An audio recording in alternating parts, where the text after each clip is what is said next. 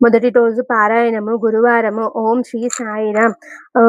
8/3/1993 సోమవారం రాత్రి 10:40 విష్ణుదేవుడైన వినాయకుడికి నమస్కరించి సకల దేవతా స్వరూపుడైన సాయిని మదిలో తలచి ముందుకు సాగుతున్నాను. ఈ శరీరంలో ఉన్న బుద్ధికి, సాయి జీవిత చరిత్రకి, అందులో 16 సంవత్సరాల వయసుకు ముందు జరిగిన జీవిత కథలు అసలు తెలియదని నాకు బాగా తెలుసు. భక్త సులభుడైన సాయి అనుగ్రహంలో నుంచి వెలువడే ఒక్క చిన్న సాయి కిరణం చాలు ఈ సాయి కిరణ్ సిరీస్ యొక్క బాబా జీవిత చరిత్రను యథాతథముగా చిత్రించటానికి. ఇది వ్రాయటం మొదలు పెట్టగానే ఈ ద్వారకామాయి చుట్టూ పూరేకల లాంటి సన్నటి మృదువైన వానజల్లులు ఒక్క క్షణం పాటు పూలు జల్లినట్లుగా పడి ఆగిపోయినవి. ఇది సాయి ఆశీర్వాదమని గుర్తేమోనని నాలో ఆశ చిగురించినది. జగన్నాథుడైన సాయి తప్ప అనాథుడైన నన్ను ఆదరించేదెవరు? ఆ ఆదిశంకరుడు రూపుడైన షిరిడీ ప్రభువు తప్ప ఈ అజ్ఞాని యొక్క ఈ ప్రయత్నాన్ని ప్రోత్సహించి ముందుకు పంపగలిగేదెవరు? అందువలనే ఈ యోగిరాజు వాకిట్లో కూర్చొని ఈ నా బృహత్ ప్రయత్నాన్ని ప్రారంభించాను. ఈ టైం మంచిదో కాదో కూడా చూడలేదు. విశ్వాంతరాలలో గల గృహరాశులు ఏవైనా ఇది ప్రారంభించిన ముహూర్తానికి చెడు కలిగించే స్థానాలలో ఉంటే అవి వాటి స్థానాలలో నుంచి తిరగబడి పరిశుద్ధమైన, అత్యంత శక్తివంతమైన శుభస్థానాల్లో మారవలసినదిగా ఆదేశించమని సాయిని పాదములంటూ ప్రార్థిస్తున్నాను. కథకుడైన నా గురించి కాకపోయినా కథానాయకుడైన సాయి కోసమైనా గ్రహాలన్నీ ఒక్క క్షణం ఈ ముహూర్తాన్ని శుభ స్థానాలలో ప్రవేశించుగాక. చదువు రాని వాని తన మృదు మధుర వీణానాదంతో ఈ కథకు స్తుతిలయలు పలికి రంజింపచేయక తప్పుతుందా? దైవం మానవ రూపంలో దిగివస్తే ఆ దైవ శక్తిని గుర్తించేదెలా? ఆనాటి సమకాలికులెవరూ ఈనాడు మన మధ్యన అందుబాటులో లేరు కదా. కాబట్టి అవసరమైనప్పుడల్లా సాయి సాక్షాత్కరించి తన జీవిత చరిత్ర విశేషాలు వివరించక తప్పుతుందా? నా సలహాలను గాని సహాయమును గాని కోరిన తక్షణమే ఇస్తానన్న సాయి అభయం ఉండనే ఉంది కదా. అందువలనే నా చేత వ్రాయించుకునే ఈ జీవిత చరిత్రలోని కథా పుస్తకము వివరాల కొరకు ఎక్కడికి పరుగులు తీయకుండా తన సలహాలు, సహాయాన్ని కోరిన తక్షణమే ఇస్తానన్న సాయి అభయాన్ని గుర్తుపెట్టుకుంటూ ఈ రచన ముందుకు సాగించాలని ఆశయం. సత్యం తప్ప ఇంకేదీ ఈ రచనలో రాకుండా చూడమని. ఒకవేళ ఇంతకు ముందు ఈ శరీరంలో వ్రాయించుకున్న సాయి కిరణ్ సిరీస్ పుస్తకములను నెంబర్ 1 నుంచి 7 వరకు గల వాటిలో ఎక్కడైనా ఏవైనా కల్పిత దోషాలు దొర్లితే వాటిని సత్యం దృష్టితో సరిచేసి ఇందులో వ్రాయించమని కూడా సాయిని ప్రార్థిస్తున్నాను. కృతికర్త, కృతి భర్త తానే అయిన తప్ప ఈ పుస్తకం రచన ముందుకు సాగదని సాయికి తెలుసు. లోకం దృష్టిలోనే ఈ నా శరీర రచన వ్యాసంగం. యథార్థానికి ఈ సాయి జీవిత కథకుడు కూడా సాయియే గాని నేను కాదు. జై సాయిరాం. శ్రీ షిరిడి సాయిబాబా జీవిత చరిత్ర. 1వ అధ్యాయం. మానవ మేధస్సుకు అందని ఈ విశాల విశ్వంలో భూమి ఒక చిన్న గ్రహం. ఇందులో అనేక జీవనదులు, పర్వతాలు, అరణ్యములు, మహాసముద్రాలు కూడిన ఈ భూగర్భంపై అనేక క్రిమి కీటకాలు, పశుపక్షాలు, ఇతర జీవి జంతువులు నిండిన ఆ 84 లక్షల జీవరాశులలో మానవుడికి శ్రేష్టమైన జన్మని, ఉత్తమమైన జీవితం గడిపే అవకాశాలు గల జన్మని అనేక మహాత్ములు పరిశీలించి నిర్ణయించారు. ఇలాంటి పవిత్రమైన ఈ మానవ జన్మ యొక్క యథార్థ విలువను గుర్తించలేక మనిషి అహంకారం, అజ్ఞానాలకు లొంగిపోయి తాను అశాంతికి గురి అవటమే కాకుండా తన చుట్టూ ఉన్న ఈ సృష్టినంతటినీ అల్లకల్లోలం పరుస్తున్నారు. దీనికి కారణం ఏమిటి? దీనికి మనం ముందు తెలుసుకోవాలి. ఇంకా కొంతమందికి వెళ్ళి మానవ జన్మ భూమి మీదకు ఎలా వచ్చింది అని ఆలోచిస్తే జీవ పరిణామ సిద్ధాంతం ప్రకారంగానే మనిషి మొదటి భూమిపై జన్మించి ఉండవచ్చు. ఈ సిద్ధాంతం ప్రకారం మొట్టమొదటి ప్రాణకోటి జన్మ నీటిలో ఏర్పడి కేవలం జలచరాలుగానే ప్రాణాలు ఉండేవి. ఆ తర్వాత జలచరాలు, భూచరాలుగా ఉండేవి. అంటే నీటిలోనూ భూమి మీద కూడా తిరగగలిగిన ప్రాణాలుగా ఉండేవి. ఆ తర్వాత క్రమంగా భూచరాలు అంటే భూమి మీద మాత్రమే నివసించగల ప్రాణాలు అభివృద్ధి చెందాయి. వాటిలో నుంచి వివిధ రకాల జంతువులు అభివృద్ధి చెందాయి. అలాంటి జంతు జన్మ నుంచి అభివృద్ధి చెందిన స్వరూపమే మానవుడు. ఈ సిద్ధాంతం ప్రకారమే మన దశావతారాల క్రమాన్ని కూడా నిర్ణయించారు. మత్స్యావతారం అంటే చేప రూపంలో భగవదవతారం. చేప కేవలం నీటిలో మాత్రమే ఉండే ప్రాణం. ఆ తర్వాత కూర్మావతారం అంటే తాబేలు రూపంలో దైవం అవతరించిన రూపం. తాబేలు ఎక్కువగా నీటిలో ఉన్న కొంతకాలం భూమి మీద కూడా నిశ్చలంగా ఉండగల ప్రాణి. ఆ తర్వాత మార్పు వరాహ అవతారం. నంది రూపంలో పంది రూపంలో దైవం జన్మించడం. పంది భూమి మీదనే ఉండే జంతువైనా నీటిలో కూడా ఉండగలదు. తర్వాత మార్పు నృసింహావతారం. ఇది భూమి మీద మాత్రమే ఉండగల జంతు స్వరూపము. ఆ తర్వాత వామనావతారము. ఇది మానవ ఆకారం మూర్తి భవించిన దైవ రూపం. రామకృష్ణాది తర్వాత మానవ అవతారం అభివృద్ధి చెందిన మానవత్వము విలువలకు మానవునిలో గల దైవ గుణాలకు పరాకాష్ట. మన పెద్దలు నిర్ణయించిన దశావతారాలు ఈ క్రమంగా జాగ్రత్తగా పరిశీలిస్తే సైన్సు చెప్పే పరిణామం సిద్ధాంతానికి ఖచ్చితంగా సరిపోతుంది. ప్రాణికోటి మొదటి నీటిలో పుట్టినది. అవి క్రమంగా భూమి మీదకు వచ్చి భూమి మీద కూడా గల వాతావరణంలో బ్రతకగలడం నేర్చుకున్నాయని, ఆ విధంగా అనేక జంతువులుగా ఆ ప్రాణాలు మారాయని, అలా మారిన జంతువులలో మానవుడు కూడా చాలా అభివృద్ధి చెందిన ఒక జంతువేనని ఈ సిద్ధాంతం చెబుతుంది. అయితే ఈ మానవుడు తన బుద్ధిని ఉపయోగించి ఆలోచించటం మొదలుపెట్టాడు. అందరూ కలిసి సుఖంగా జీవించే సాంఘిక జీవితాన్ని ఏర్పాటు చేసుకున్నాడు. ఈ సమిష్ట జీవిత సుఖంగా ఉండడానికి తన అనుభవంతో కూడిన కొన్ని కట్టుబాట్లను, నియమాలను క్రమంగా చేసుకుంటూ వచ్చాడు. భూమి మీద కల వివిధ ప్రాంతాలలో నివసించే ఈ మానవ జాతి వాళ్ళ ప్రాంతాలలో గల దేశ కాల వాతావరణ పరిస్థితులను బట్టి వాటిని అనుకూలంగా జీవిత పద్ధతులను, కట్టుబాట్లను క్రమశిక్షణగా అలవాటు చేసుకున్నారు. ఈ అలవాట్లు కాలక్రమేణా ఆచారాలుగా మారినాయి. ఆ అలవాటు బలపడిపోయి అవి మతాలుగా మారినాయి. ఎవరి మతాన్ని వారు గట్టిగా అభివృద్ధి చేసుకున్నారు. శక్తికి యుక్తికి తోడైన సమర్థులు పాలకులుగా, నాయకులుగా నిలిచారు. బలం ముందు మతం వలసిన స్థితి అన్ని మతాల్లోనూ వ్యాపించింది. మతం బలాన్ని అనుసరించవలసిన పరిస్థితులు అన్ని మతాల్లోనూ ఏర్పడ్డాయి. బలవంతులైన నాయకులు మతాన్ని అడ్డుగా పెట్టుకొని పరదేశంపై దండెత్తడంతో పాటుగా పరమతాలపై కూడా క్రమంగా తన ఆధిపత్యాన్ని నిరూపించుకునే ప్రయత్నం తెలియకుండానే చేశారు. ఇది ప్రపంచ చరిత్ర మనకు నిరూపిస్తున్న నగ్న సత్యం. ఇదే పద్ధతిలో పుణ్యభూమి, కర్మభూమి అయిన మన భారత భూమిలోకి అనేక మతాలు ప్రవేశించాయి. ఎవరి మతాన్ని వారి పరిపాలనల కాలంలో అభివృద్ధి చేసుకున్నారు. ఇలా అభివృద్ధి చెందినవే ఈనాడు మన దేశంలో గల మహమ్మదీయ, క్రైస్తవ మతాలు. మతం అనేది క్రమశిక్షణ కోసమే ఏర్పాటు చేసిన కొన్ని విషయాలు, ఆచారాలు మాత్రమే కాని వేరేవీ కావు. అయితే ఈ 20వ శతాబ్దము చివరి రోజుల మన భారతదేశంలో కూడా మతం పేరిట ఉగ్రవాదాలతో కూడిన అలజడులు, అరాచకాలు, మారణ హోమాలు జరిగి అవి రాజకీయాలుగా రూపుదాల్చడం సాయికి భక్తులంతా జాగ్రత్తగా గమనించాలి.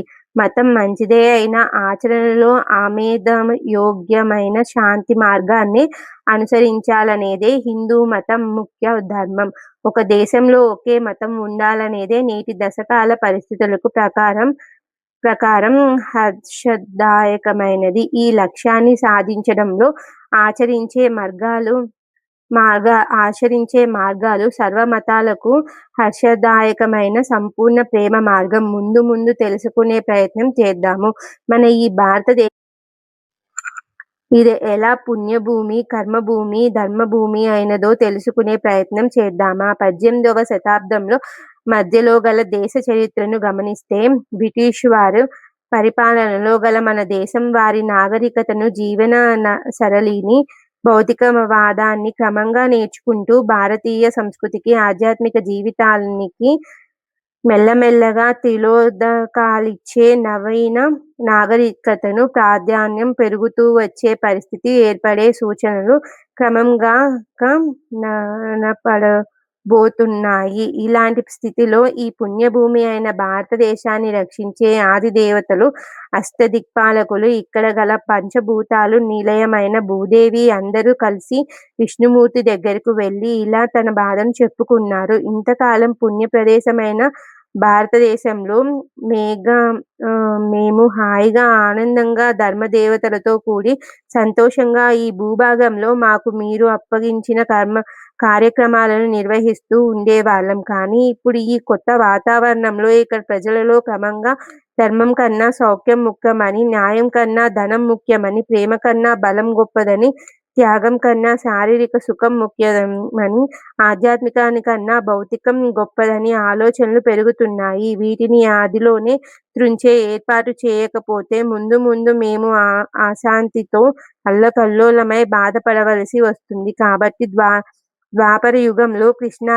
కృష్ణావతారమెత్తి మహా కురుక్షేత్రంలో ధర్మయుద్ధం ద్వారా శాంతి స్థాపన చేసిన మీరు ఈసారి కొంచెం ముందుగానే అవతరించి ఈ కర్మభూమిపై తిరిగి పూర్వము ధర్మ సంస్థాపన కార్యక్రమాన్ని త్వరగా చేపట్టమని ప్రార్థించారు. వారి మాటలను విన్న విష్ణుమూర్తి వారిని కొంతసేపు కూర్చోమని, విశ్రాంతి తీసుకోమని చెప్పి అల్పాహారం విందు ఇచ్చిన తరువాత వారికి ఇలా చెప్పారు. మీరందరూ ఇంతకాలం భారతదేశంలో అత్యంత సుఖశాంతులను ధర్మబద్ధంగా అనుసరించి చేశారు. నేను కృష్ణావతారం ముగించగానే కలిపురుషుడు భూమి మీదకు ప్రవేశించాడు. అతని సృష్టి కూడా కారణయుక్తమైనదే. అఖండ మండలాలకు మూల కారణమైన ఆదిశక్తి సృష్టించిన ఈ కలిపురుషునికి ఆపటం ధర్మం కాదు. అతను చేయవలసిన కార్యాన్ని అతను చేయక తప్పదు. ప్రస్తుతం మీ స్థానమైన భారతదేశంలో కూడా అతని ప్రభావం వలననే ఈ మార్పులు ప్రజానీకంలో వస్తున్నాయి. అయితే ఈ కలిపురుషునికి బారి నుంచి ప్రజలను తప్పించే మార్గం లేదా అని తిరిగి వారు విష్ణుమూర్తిని ప్రశ్నించారు. వారి ప్రశ్నకు సమాధానమిస్తూ విష్ణుమూర్తి ఇలా చెప్పడం ప్రారంభించారు. భారతదేశం పుణ్యభూమి అన్న కారణం ఏమిటి మీకు తెలుసు కదా. ఈ భూగోళంపై ఎప్పుడూ మంచు కురిసే చలి ప్రదేశాలు చాలా ఉన్నాయి. త్రాగటానికి మంచినీరు గాని, తినడానికి సరైన తిండి గాని దొరకని దేశాలు చాలా ఉన్నాయి. అత్యధిక ఎండ వేడితో అట్టడిగిపోయి ప్రదేశాలు మరికొన్ని ఉన్నాయి. అయితే భారతదేశం లాంటి కొన్ని ప్రాంతాలలో మాత్రమే చలి, ఎండ, వర్షాకాలాలు వస్తాయి. జీవనదుల వల్ల సస్యశ్యామలంగా మారి భూమాత పులకరిస్తున్నది. అందువలన ప్రజలు ఆహారం కొరకు చక్కటి ఏర్పాటు చేసుకొని ఆనందిస్తున్నారు. ప్రజలంతా స్నానం, నిత్యానుష్ఠానం లాంటి దైనందిక కార్యక్రమాలలో పాల్గొనాలనుకుంటున్నారు. వాయుదేవుడు ఆరోగ్యవంతమైన ఈ ప్రాంతంలో తిరగగలుగుతున్నాడు. భూగోళంలో పుణ్యం చేసుకున్న ప్రాణులు మాత్రమే ఇలాంటి ప్రాంతాలలో పుట్టి ప్రకృతిమైన ఈ సహజ సుఖాలను అనుభవిస్తున్నారు. ఇది సూక్ష్మంగా ఈ పుణ్యభూమి చరిత్ర అని చెప్పి ఇంకా ఇలా చెబుతున్నారు విష్ణుమూర్తి. కలి తన మాయా ప్రభావాన్ని భూగోళంలో గల అనేక ప్రాంతాలపై ఇంతకు ముందే చూపిస్తూ ఈ ప్రాంతాలకు ఆలస్యంగా వచ్చాడు. ఇంకా ముందు ముందు తన ప్రభావాన్ని అధికం చేస్తాడు. అప్పుడు ఈ ప్రాంత ప్రజలు కూడా అనేక విచిత్రమైన మార్పులు వస్తాయి. కర్మలకు ప్రాధాన్యత తగ్గి కానుకలకు విలువ పెరుగుతుంది. ప్రతి మనిషి ఎదుటివాడు కష్టించి పని చేయాలని, అలా ఇతరులు కష్టించి పనిచేసిన ఫలితాన్ని మాత్రం తాను అనుభవించాలని కోరుకుంటున్నాడు. అందువలన అనేక విధాలైన వర్గ పోరాటాలు చెలరేగుతున్నాయి. మతం పేరుతో, కులం పేరుతో, ప్రాంతాల పేరుతో, ఆఖరికి ఆడామగ లింగ భేదాలతో కూడా ప్రజలు వర్గాలుగా ఏర్పడి ఒకరిపై ఒకరు రక్తం చిందిస్తూ ఉంటారు. ప్రజలలో నీతి నియమాలు కనిపించవు. అన్ని మతాల వారు దేవుడిని ప్రార్థిస్తారు. కానీ ఎవరూ దేవుడి చెప్పిన విషయాలను ఆచరణలో పెట్టరు. దైవ ప్రార్థన కూడా యాంత్రికంగా జరిగే ఒక దినచర్యగా మారి భక్తి పేర ఆచరణ పేరుగా మారిపోతాయి. మాట సాగిన మనిషి దేవుడిని, దైవతనాన్ని కూడా అపహరిస్తాడు. ఇలాంటి కలి ప్రభావం నుంచి మానవ జాతిని కాపాడగలగడం అసాధ్యం. ఇది యుగ ధర్మం. రాను రాను ప్రజలలో త్రికరణ శుద్ధి పూర్తిగా నశించి మనుషులలోని ఆచరణలు ఒక రకంగా ఉంటే మాటలు ఇంకో రకముగా చెబుతారు. చేతలు ఈ రెండిటికి విరుద్ధంగా వేరే విధంగా ఉంటాయి.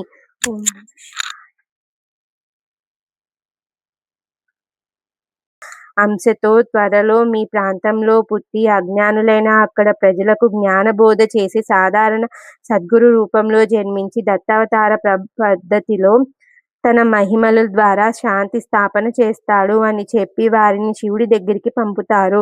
విష్ణుమూర్తి ఆదేశం మేరకు వారంతా శివుని దగ్గరకు వెళ్లి తమ బాధలను చెప్పుకోగా శివుడు వారిని అనుగ్రహించి అతి త్వరలోనే తాను అవతరిస్తానని, అయితే ఇది కలికాలం కాబట్టి దైవం నుంచి కూడా కేవలం భౌతిక కోరికలు కోరుకునే ప్రజలే ఎక్కువగా ఉంటారు కాబట్టి శరీరంగా ఉన్నప్పుడు ఎక్కువ మహిమలు చూపించకుండా శరీరం వదిలిన తర్వాత అవతారాల మహత్యం ప్రజలు గుర్తించగలిగేటట్లుగా ఉంటుందని చెప్పి వారికి అభయం ఇచ్చి పంపిస్తారు శివుడు. వారంతా భూదేవితో కలిసి తిరిగి వచ్చి ఎవరి కర్తవ్యాలు వారు నిమగ్నమై పరమశివుని జననం కోసం 1000 కళ్ళతో ఎదురు చూస్తూ ఉంటారు. పరమశివుడు కైలాసం నుంచి తన వాగ్దానాన్ని ప్రకారం భూమి మీద అవతరించడానికి సరైన సమయం కోసం, సరైన తల్లిదండ్రుల కోసం ఎదురు చూస్తూ ఉంటాడు. జ్ఞాన స్వరూప సాయి శరణం. 1వ అధ్యాయం సంపూర్ణం. 2వ అధ్యాయం. ఈ పుణ్యభూమి పరదేశం ఇలా పాలనలో ఉండగా హైదరాబాదును రాజధానిగా చేసుకొని నిజాం ప్రభువుల పరిపాలనలో గల నైజాం రాష్ట్ర దాదాపుగా ప్రస్తుత మహారాష్ట్రలో గల ఔరంగాబాదుపై వరకు వ్యాపించి ఉండేది. ఈ నైజాం రాష్ట్రంలో గల అతి చిన్న గ్రామం పత్రి. పేరుకు తగినట్లుగా ఎట్లు చూసినా పచ్చటి చెట్లతోనూ పారే పంటలతోనూ నిండిన సహజ ప్రకృతి సంపద ఆనాటి గ్రామ వాతావరణంలో గల నిర్మల ప్రశాంత పవిత్ర వాతావరణానికి అద్దం పట్టినట్టుగా ఉండేది. ఆ చిన్న పల్లెటూరు చల్లని పిల్లగాలులతో కూడిన పైరుగాలులు శరీరాన్ని తాకి గిలిగింతలు పెడుతుంటే పరిశీలించే శరీరాలు భావుకులను భక్తిభావంతో వాటంతటా అవే లాక్కెళ్ళేవి. ఊరును ఆనుకొని సాగే చిన్న నది పాయలోని స్వచ్ఛమైన నీరు పవిత్ర గంగాజలమైన సర్వరోగ నివారిణి, సర్వశక్తి ప్రదాయిని ఉండేది. ఈ గ్రామంలో గంగా భవీజుడు, దేవగిరి అమ్మ అనే పుణ్య దంపతులు ఒక పవిత్ర జీవితం గడుపుతూ ఉండేవారు. వీరి నిర్మలమైన ప్రశాంత మనసుతోనూ కల్లా కపటం మెరుగని విధంగా తమకున్న దానితో తృప్తి చెందుతూ అన్యోన్య ప్రేమగా రాగాలతో జీవితం గడుపుతూ ఉండేవారు. వీరికి స్థిరచర ఆస్తులు ఏమీ లేవు. గంగా భవీజుడు నదిలో పడవను నడుపుతూ దాని మీద వచ్చే ఆదాయంతో సంసారాన్ని పోషించుకుంటూ ఉండేవాడు. ధనం విషయంలో ఈ దంపతులిద్దరూ నిరుపేదలైన అజ్ఞాత ధనాలైన తృప్తి, శాంతి, సహనం, ఓర్పు, నేర్పు, నీతి, నిజాయితీ మొదలైన సద్గుణాలతో వీరు చాలా గొప్పవారు. గంగా భవీజుడు శివుణ్ణి, దేవగిరి అమ్మ గౌరీ దేవిని పూజిస్తూ ఉండేవారు. ఎలాంటి పరిస్థితిలోనైనా వీరు ఇంటిలో పార్వతీ పరమేశ్వరులు నిత్య పూజ జరగవలసినదే. పూజ పూర్తి కానిదే గంగా భవీజుడు పడవ ఎక్కేవాడు కాదు. దేవీ పూజ చేయనిదే దేవగిరి అమ్మ ఇంటి పనులు ప్రారంభించేది కాదు. అది దేవులైన పార్వతీ పరమేశ్వరులు తమ ఇంట్లో తమతో పాటు ఉంటారని, తమను ప్రతిక్షణం రక్షిస్తూనే ఉంటారని ఆ దంపతుల విశ్వాసం. ఈశ్వరుని వారికి ఇచ్చిన దానితో తృప్తి చెంది సుఖ జీవితాన్ని సాగిస్తున్నారు. ఆ దంపతులు ఇద్దరూ చాలా కాలం దాంపత్య జీవితం గడిపినా వారికి పిల్లలు పుట్టలేదు. పిల్లలు కలగడం కోసం తమ ఆరాధ్య దేవతలైన పార్వతీ పరమేశ్వరులకు ఆరాధిస్తూ ఉండేవారు. ఒకనాడు కైలాసంలో పరమశివుడు పార్వతితో, దేవి, నేను భూమాతకు ఇచ్చిన వాగ్దానం ప్రకారం భూమి మీదకు వెళ్లి జన్మించవలసిన అవసరం ఉన్నది. ఆ సమయం దగ్గర పడుతున్నది అంటారు. అందుకు పార్వతీదేవి, ప్రభు, ఈ సారి నేను కూడా మీతో భూమిపై అవతరించి ఈ అవతార కార్యక్రమాల్ని సహకరిస్తానని అడుగుతుంది. శివుడు అందుకు అంగీకరించడం.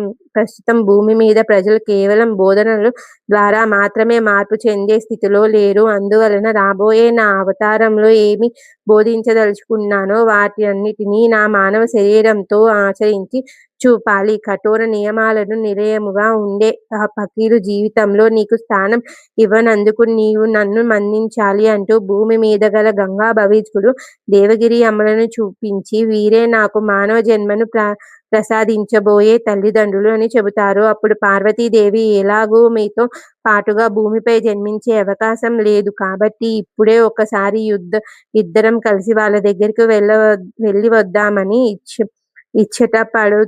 ముచ్చట పడుతుంది. ఆమె కోరికను తీర్చదలిచిన శివుడు ముందుగా గంగాదేవిని పంపి ఆ ప్రాంతం అంతా వర్షంతో నింపమని ఆదేశిస్తాడు. అలాగే గంగాదేవి ముందుగానే పత్రి కేంద్రంగా గల భూభాగాన్నంతా కుండపోతగా వర్షంతో నింపుతుంది. ఆనాటి రాత్రి నది బాగా పొంగుతూ ఉండటం వలన పడవలు కొట్టుకొని పోతాయేమోనని వాటిని జాగ్రత్త చేయటం కోసం భార్యతో చెప్పి భోజనం చేసిన తర్వాత నది దగ్గరకు వెళ్ళిపోతాడు గంగా భవీష్కుడు.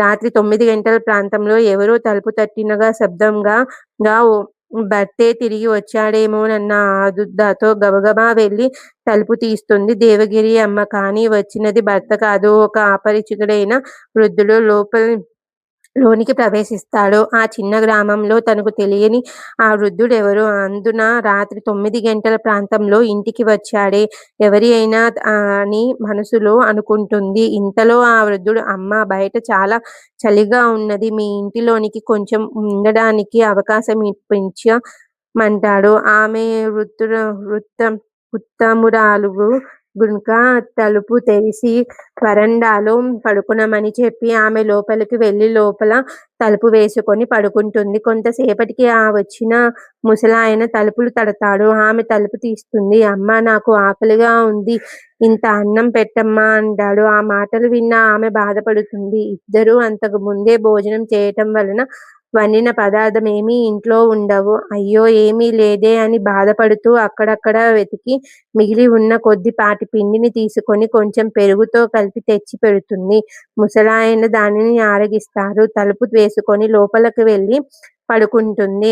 కొంతసేపటికి మళ్ళీ తలుపు తడతారు. ఆమె తలుపు తెరుస్తుంది. అమ్మా, నాకు కాళ్ళు నొప్పి వస్తున్నాయి, కొంచెం ఒత్తుతావా అంటాడు. ఆ మాటలకు ఆమె ఆశ్చర్యపోతుంది. భర్త ఇంట్లో లేని సమయంలో రాత్రివేళ పరపురుషుడు వచ్చి తనను కాలు పిసగమంటున్నాడే, ఈయన సామాన్యుడైన మానవుడేనా, లేక తనను పరీక్షించడానికి వచ్చిన ఆ పరమేశ్వరుడా? ఇప్పుడు ఏం చేయాలి అని సందేహంలో పూజా మందిరానికి వెళ్ళి, తల్లి, ఏమిటి ఈ పరీక్ష నాకు? ఈ సమయంలో నేను ఏమి చేసేది? నేను స్త్రీని కదా, ఆయనకు సేవ చేయనా వద్దా? నాకు ఇలాంటి పరిస్థితిని తెచ్చిపెట్టావేంటి తల్లి అని పార్వతీదేవిని ప్రార్థిస్తూ ఏడుస్తుంది దేవగిరి అమ్మ. ఆయనకు కాళ్ళు వత్తే సేవ చేయటానికి ఎవరైనా దొరుకుతారేమోనని ఆశతో దొడ్డ తలుపుల గుండా బయటకు వెళ్ళి అంత రాత్రివేళ 2-3 పని మనుషుల కొరకు ప్రయత్నిస్తుంది. అందుకు ప్రతిఫలంగా వారికి కొంచెం ఎక్కువ డబ్బు కూడా ఇద్దామని అనుకుంటుంది. ఎంత ప్రయత్నించినా ఎవరూ ఆమెకు కనిపించరు. నిరాశతో ఆమె ఇంటికి తిరిగి వస్తుంది. ఏమి చేయాలా అని ఆలోచిస్తుంది. ఆ వృద్ధుడి కోరిక మేరకు ఆయన కాళ్ళు నొక్కటమా, లేక మానడమా? అసలు ఈ వచ్చిన ముదుసలి ఎవరు అని తనలో తానే మదనపడుతూ తనకు మార్గం చూపడమ్మ పార్వతీదేవిని మనసారా ప్రార్థిస్తుంది. ఇంతటి ఆ వృద్ధుడు మళ్ళీ తలుపు కోరతాడు. అదే సమయంలో వెనక దొడ్డి వైపు గల తలుపుల నుంచి ఒక స్త్రీ వస్తుంది. అమ్మా, నీవేమో మా ఇంటికి వచ్చావట, ఒక ముసలివానికి సేవ చేయాలని పిలిచావట. అప్పుడు నేను ఇంటిలో లేను, ఇప్పుడే వచ్చాను, నేను ఎవరికి సేవ చేయాలి అని అడుగుతుంది. అప్పుడు దేవగిరి అమ్మ ఆనందానికి అంతే ఉండదు. తన పార్వతీదేవి ఈమెను పంపించి ఉంటుందని భావించి గబగబా పూజా మందిరం దగ్గరకు పరిగెత్తుకొని వెళ్ళి కృతజ్ఞతతో దేవికి నమస్కరించి వెంటనే తిరిగి వచ్చి ఆమెను వరండాలోనికి పంపించి ఆ వృద్ధునికి సేవ చేయించమంటుంది. తర్వాత తలుపు వేసుకుంటుంది. కొంతసేపటికి మళ్ళీ తలుపు తెరుస్తుంది. తలుపు తెరిచి చూసేసరికి ఆ వృద్ధుడు గాని ఆ స్త్రీ గాని కనిపించరు. వారి స్థానాల్లో పార్వతీ పరమేశ్వరులు ప్రత్యక్షమవుతారు. ఆమె ఆనందమునకు భరించలేక వారి పాదములపై పడుతుంది. ఈశ్వరుడు పార్వతితో ఆమె మనోభీష్టాన్ని నెరవేర్చమంటాడు. మీరు ప్రదీక్షలు కదా మీరు అనుగ్రహించడం అని అంటుంది పార్వతి. నేను నీ కొరకై వచ్చిన వాడను కనుక నీవే ఆ వరము అనుగ్రహించాలంటాడు ఈశ్వరుడు. అప్పుడు పార్వతీదేవి ఆశీర్వదిస్తుంది. వందోద్ధారణకు ఒక కుమారుడు, కన్యాదానమునకు ఒక కుమారైన నీకు అనుగ్రహించాలనుకుంటున్నాను. ఆ మాటలను విన్న దేవగిరి అమ్మ మరల ఈశ్వరుని పాదాలపై పడుతుంది. అమ్మా, నీ భక్తికి సంతోషించాను. 3వ గర్భంలో నేనే వచ్చి నీ కడుపున పుడతాను అని ఈశ్వరుడు ఆమె నమస్కరించి పైకి లేచేటప్పటికి పార్వతీ పరమేశ్వరులు ఇద్దరూ మాయమవుతారు. దేవగిరి అమ్మ ఆనందంతో పొంగిపోతూ ఉంటుంది. ఎప్పుడు తెల్లవారుతుందా, ఎప్పుడు తన భర్త వస్తాడా అన్న విషయం ఆయనకు చెబుదామా అనే ఆనందంతో ఆ రోజు తెల్లవార్లు ఆమె మేల్కొనే ఉంటుంది. కళ్ళు మూసినా తెరిచినా పార్వతీ పరమేశ్వరుల పవిత్ర రూపము ఆమె కళ్ళ ముందు కనిపిస్తూనే ఉంటుంది. అతి కష్టంగా ఆ రాత్రి గడిచిపోయి తెల్లవారుతుంది. ఆమె భర్త తిరిగి ఇంటికి వస్తాడు. ఆయనకు రాత్రి జరిగినంతా వివరముగా వివరించి చెబుతుంది. భర్త నమ్మడు. పార్వతి ఏమిటి, పరమేశ్వరుడే ఏమిటి, మన ఇంటికి రావడం ఏమిటి, అంతా తేలికగా వారు మనకు కనిపిస్తారా ఏమిటి, నీకు పిచ్చి, రాత్రి నీకు ఏదో కల వచ్చి ఉంటుంది అని హేళనగా మాట్లాడతాడు. ఆమె ఎన్ని విధాల నచ్చ చెప్పడానికి ప్రయత్నించినా భర్త నమ్మలేకపోతాడు. ఎవరి నమ్మకాలతో అవసరం లేకున్నా కాలంతోనూ నాకు సంబంధం అన్నట్లుగా కాలం ముందుకు జరిగిపోతుంది. రోజులు, వారాలు, నెలలు జరిగిపోతున్నాయి. కొంతకాలానికి దేవగిరి అమ్మ గర్భవతి అవుతుంది. నెలలు నిండిన తర్వాత ఒక కుమారుడు పుడతాడు. మరుసటి సంవత్సరానికి ఒక కుమారే కూడా పుడుతుంది. అంతకాలంగా పుట్టిన సంతానం ఇప్పుడు కలగడం, అందులోనూ పార్వతీదేవి మరణించినట్లుగా మొదటి కుమారుడు, ఆ తర్వాత కుమారే కలగడం వలన దేవగిరి అమ్మకు పార్వతీ పరమేశ్వరులు ప్రత్యక్షమవ్వడం నిజమేనన్న సత్యాన్ని ఆమె భర్త నమ్ముతాడు. అయితే ఆమెకు ప్రాప్తించిన ఆ దివ్య దర్శనం తనకు ప్రాప్తం కాలేదన్న బాధపడతాడు. అప్పటి నుంచి ఆయనలో చాలా మార్పు వస్తుంది. ఎలా అయినా సరే తపస్సు చేసి పార్వతీ పరమేశ్వరుల దర్శనం పొందాలనే కోరిక కలుగుతుంది. ఆ కోరిక క్రమంగా తీవ్ర కోరికగా మారుతుంది. ఈ సంసారము, బంధాలు తపస్సుకు అవరోధం అని ఆయన మనసుకు అనిపిస్తుంది. ఓం నమ శివాయ.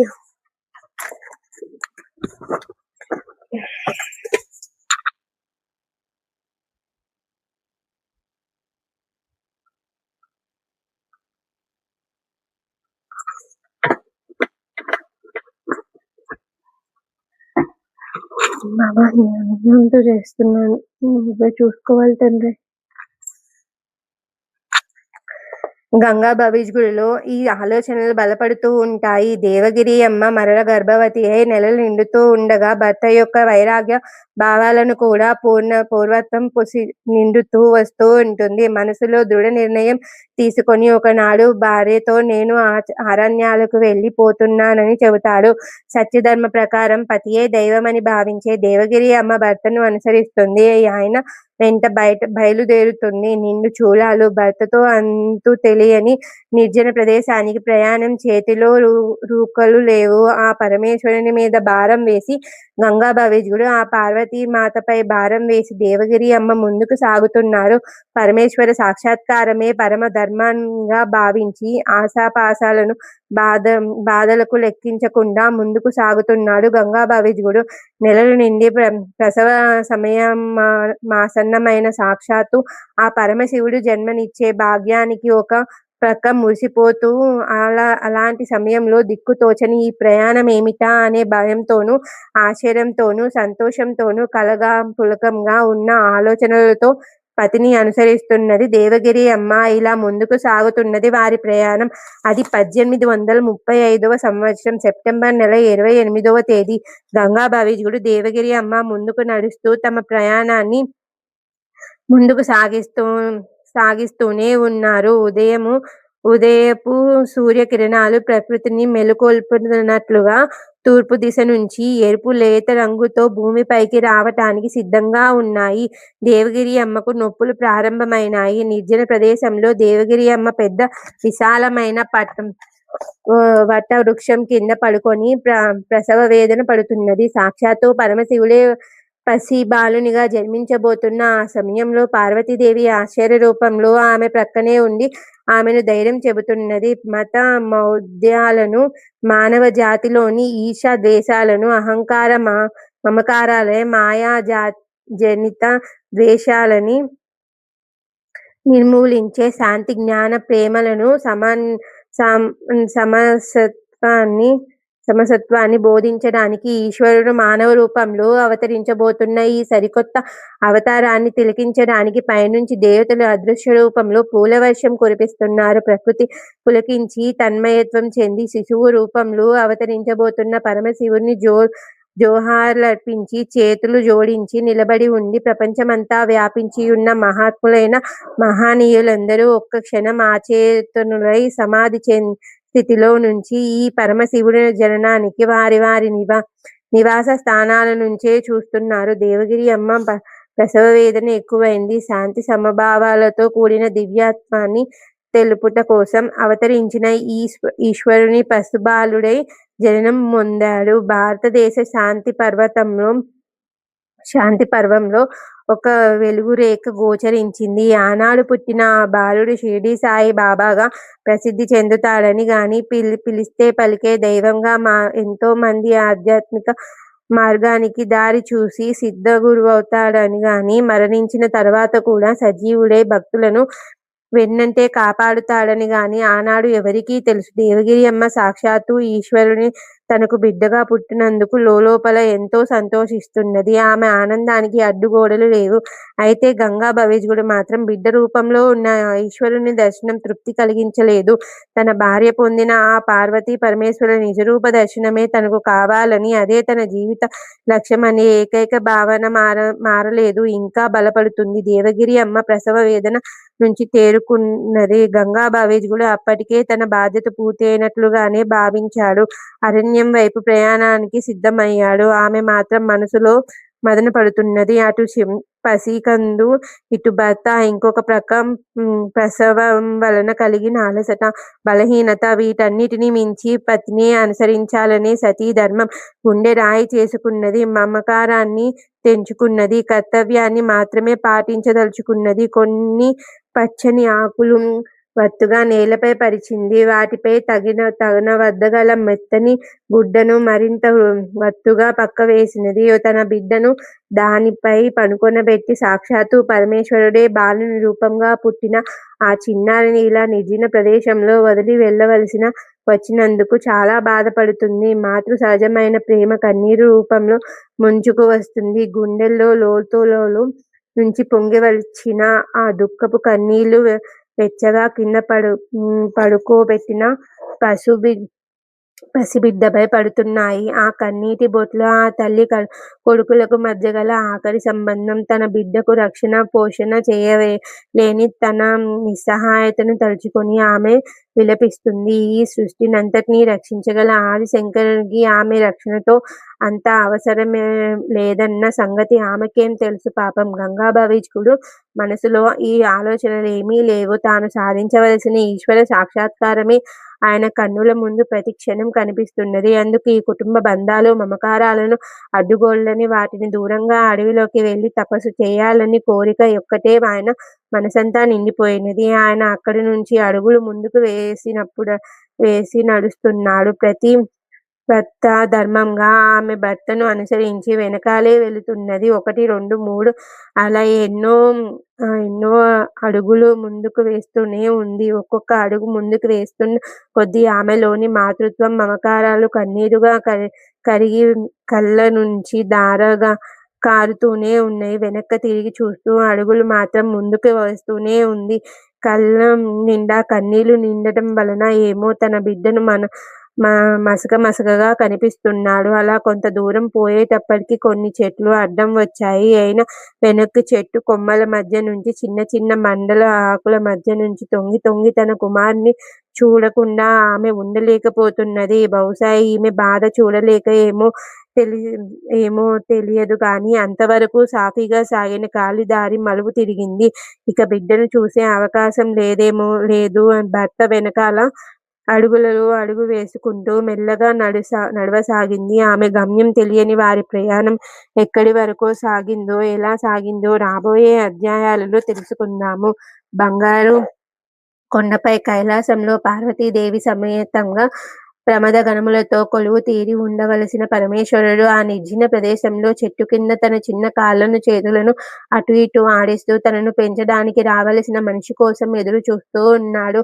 ఆ మహాత్ముడు పెంపకానికి సిద్ధంగా ఏ లోకాల నుంచి ఏ మహామహుడు వచ్చి సిద్ధంగా ఉన్నాడో మనకి తెలియకపోయినా ఆయనకు తెలుసు కదా. ఆ మహాత్ముడు రోషన్ షా అనే పేరు గల ఒక ఫకీరు రూపంలో తానే వచ్చాడు. ఆయన తన భార్యతో కలిసి ఆ దారిన వెళుతూ ఉండగా పిల్లవాడు ఏడుపు విని పిల్లల లేని తన భార్యకు అల్లా ప్రసాదించిన ప్రసాదము ఆ బాలుణ్ణి ఇస్తాడు. ఆ దంపతుల అదృష్టాన్ని ఏమని అనగలము. పరమశివుని పాలు పడుతో స్నానం చేయిస్తూ మురిసిపోతూ ఉండేవారు. 1839వ సంవత్సరం వరకు, అంటే 4 సంవత్సరాల వయసు వచ్చే వరకు ఆ బాలుడు ఆ ఫకీరు వద్దే పెరిగి పెద్దవాడయ్యాడు. దైవలీలలు అంత విచిత్రము. ఎవరు ఎప్పుడు ఎందుకు ఎలా కలుస్తారో ఎలా విడిపోతారో సామాన్యులైన మనలాంటి వారికి అర్థం కాదు. ఆ ఫకీరు ఒకనాడు మరణించాడు. ఫకీరు భార్య కూడా బాలుని పుత్ర ప్రేమతో పెంచుతూ ఉంటుంది. అప్పుడు ఆ ప్రాంతాలలో హిందూ ముస్లిం మతభేదాలు బాగా ఉండేవి. అలాంటి భేద వాతావరణంలో ఈ బాలుడి ప్రవర్తన మరింత విచిత్రంగా ఉండేది. ఉన్నట్టుండి ఒకేసారి హిందూ దేవాలయాలలోకి వెళ్ళి రాముడే దేవుడు, శివుడే అల్లా అని బిగ్గరముగా అరుస్తూ ఉండేవాడు. అలా ప్రవర్తించినప్పుడల్లా అటు హిందువులు ఇటు ముస్లింలు కూడా ఆ పిల్లవాడిని బాధిస్తూ ఉండేవారు. 2 మతముల వారు తరచుగా వచ్చి ఫకీరు భార్యతో ఫిర్యాదు చేస్తూ ఉండేవారు. మగదిక్కు లేని తన ఇంటికి ఊరిలోని వారందరూ వచ్చి మందలిస్తూ ఉంటే ఆమె చాలా బాధపడుతూ ఉండేది. ఆఖరికి ఆ ఫిర్యాదులు భరించలేక ఆ పిల్లవాడిని తీసుకొని వెళ్ళి దగ్గరలో ఉన్న వెంకుస దాస్ అనే ఒక సాధువునకు అప్పగించాలని అనుకుంటారు. ఓం శాంతి శాంతి. 2వ అధ్యాయం సంపూర్ణం. 3వ అధ్యాయం. అప్పటి నిజాం పరిపాలనలో గల జాంబవాని అనే గ్రామంలో కేశవరావు అనే సద్బ్రాహ్మణుడు ఉండేవాడు. ఈయన భార్య మహాపతివ్రత.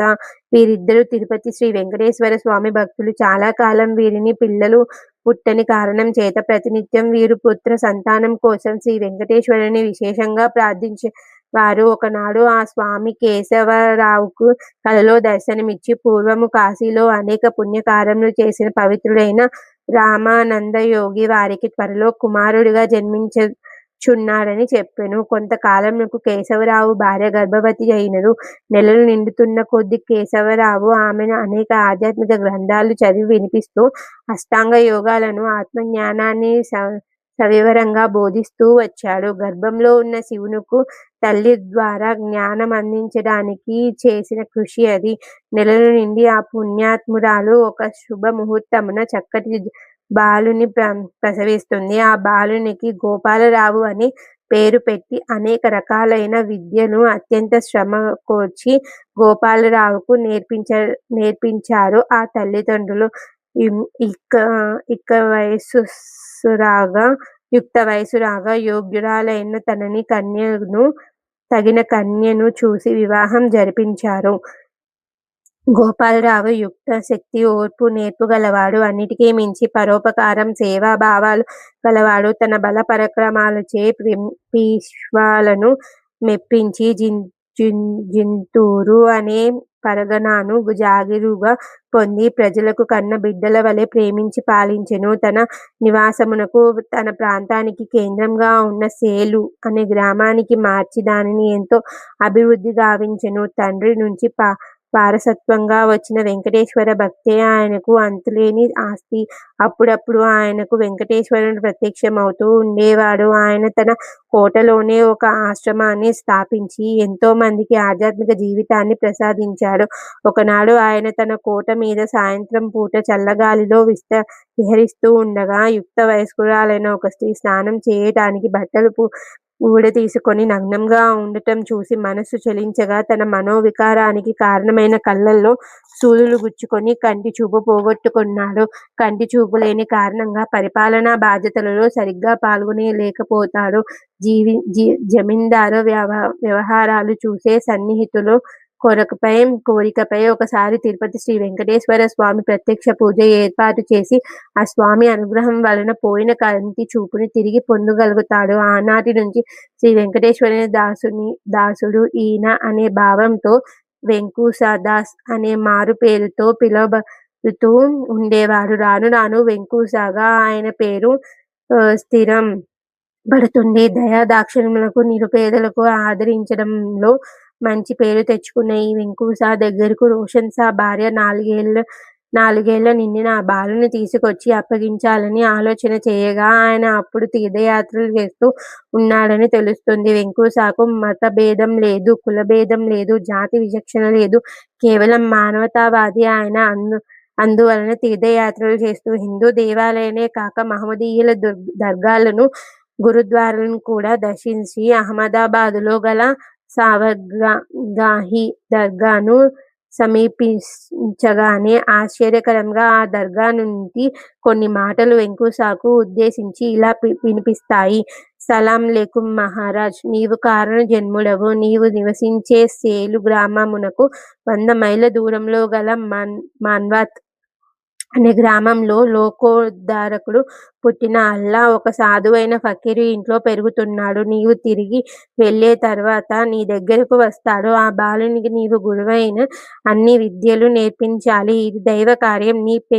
నీ పెంపకంలో ఆ బాలుడు పెరిగి పెద్దవాడు జగద్గురువు అవుతాడు. తాను చేయవలసిన తీర్థయాత్రలను త్వరగా ముగించుకొని సేలు చేరగానే రోషన్ షా భార్య తాను పెంచుకున్న బాలుని తీసుకొచ్చి వెంకూసకు అప్పచెపుతుంది. అలా తన 5వ ఏట బాబా వెంకూస దగ్గరకు చేరబడతాడు. రోషన్ షా బాబాకు మజీదా అనే పేరు పెట్టినట్టుగాను, వెంకూస దగ్గర కూడా అదే పేరుతో పిలువబడుతున్నట్టుగా కొన్ని ఆధారాలు దొరుకుతున్నాయి. వెంకూస ఆ బాలునికి అతి చిన్నతనంలోనే సమస్త ఆధ్యాత్మిక విద్యలను నేర్పుతాడు. సహజ దైవత్వంలో పుట్టిన ఆ బాలుడు ఆచరణ కాలంలోనే అన్ని విద్యలను ఆరితేరేను. ఆ బాలుడు వెంకూస యొక్క ఆశ్రమంలోనే పెరిగి పెద్దవాడవుతాడు. వెంకూస ఆ బాలుని తన ప్రాణం కన్నా ఎక్కువగా ప్రేమించి ఆదరించేవాడు. ఇది అక్కడి వారందరూ నచ్చగా వారు ఆ బాలుడి యందు అసూయ ద్వేషాలను పెంచుకుంటారు. ఈ ఆశ్రమంలో ఉన్న కాలంలో వెంకూస అప్పుడప్పుడు ఆ బాలుని తన వెంట ఇతర గ్రామాలకు తీసుకెళుతూ ఉండేవాడు. అలాగే 1842వ వేసవి కాలంలో ఒకనాడు ఇద్దరు షిర్డీ గ్రామానికి వచ్చారు. 7 రోజులు ఆ గ్రామంలో ఉన్నారు. బాయిజాబాయి ఇంట్లో భోజనం చేసి రాత్రులందు ఊళ్ళో గల చిన్న గుళ్ళలో నిద్రించారు. అంటే బాబా మొట్టమొదటి షిర్డీ ప్రవేశించింది 1842లో. మొట్టమొదటగా ఆహారం పెట్టిన కారణం చేతనోనేమో బాబా తరువాత కాలంలో బాయిజాబాయికి బాగా దగ్గరై అక్క అని కూడా సంబోధించారు. ఇదే విధంగా నానావళితో కూడా ముందుగానే ఈ బాలుడికి పరిచయం ఏర్పడుతుంది. నానావళి వయసులో బాబా కన్నా చిన్నవాడు. నానావళి అనే ఒక మహాత్ముని సమాధికి ఔరంగాబాద్ ప్రాంతంలో సేవ చేస్తూ ఉండేవాడు. అందువల్ల అతనికి నానావళి అనే పేరు స్థిరపడిపోయింది. వెంకూసతో కలిసి పర్యటన చేస్తున్న కాలంలోనూ మొట్టమొదటిసారిగా బాబా నానావళి యొక్క కలయిక 1849లో జరుగుతుంది. నానావళి బాబాను అతి చిన్నతనంలోనే మామా అని పిలిచేవాడు. సూఫీ మతస్థుడైన ముస్లిం ఫకీరు రోషన్ షా ఇంట్లో పెరిగి హిందూ మతస్థుడు తిరుపతి శ్రీ వెంకటేశ్వర స్వామి భక్తుడు అయిన వెంకూసదాస్ చేతుల మీదుగా పెరిగి ఆ బాలుడు హిందూ మహమ్మదీయుల మతాలలోని మౌలిక సిద్ధాంతాలతో పాటు 2 మతాలు గల మూఢాచారాలు కూడా బాగా అవగాహన చేసుకోగలిగాడు. వెంకూస హిందూ మతస్థుడే అయిన 2 మతాలలో మహాత్ములను, వారి సమాధులను తాను వెంట ఉండి స్వయంగా ఆ బాలునికి చూపించి వారి బోధనలను, సిద్ధాంతాలు వివరించి చెప్పేవాడు. కాలచక్రం తిరుగుతున్నది.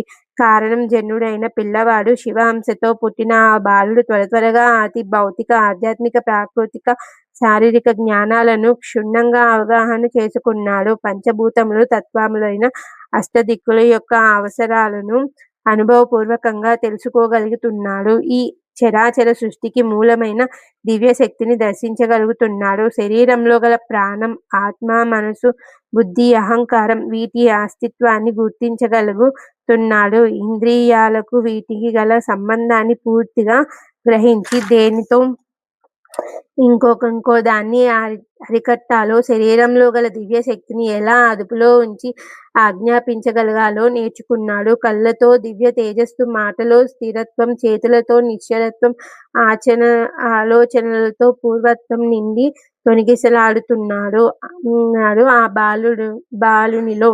వెంకూస ఆనందానికి అవధుల్లేవు. తాను చూస్తూ ఉండగానే తన చేతుల మీదుగా పెరుగుతున్న ఆ బాలుడు అద్వితీయ మానవీయ శక్తియుక్తులతో నిన్న దివ్యశక్తితో ప్రకాశించటం చూసి అప్పుడప్పుడు ఆనంద బాష్పాలు కళ్ళ నుండి కన్నీరుగా కారుతుంటే నిశ్చయుడైన ఆ బాలుడు వైపు చూస్తూ ఉండిపోయేవాడు. పగలు రాత్రి ఆ పసివాడిని తన వద్దే ఉంచుకునేవాడు. ఒక్క క్షణమైనా అతనిని విడిచి ఉండటానికి సహకరించగలిగేవాడు కాదు.